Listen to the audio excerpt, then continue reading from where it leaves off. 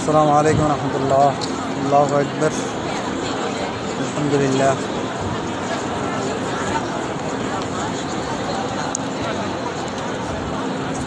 পবিত্র হজের আনুষ্ঠানিকতা শুরু। আপনারা সবাই হাজিদের জন্য দোয়া করবেন। আল্লাহ তাআলা যাতে সবার হজকে কবুল করে নেন। আমিন ইয়া রাব।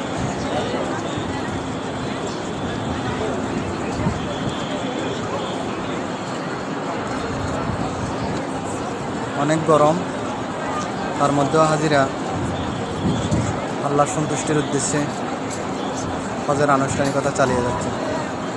আল্লাহু আকবার।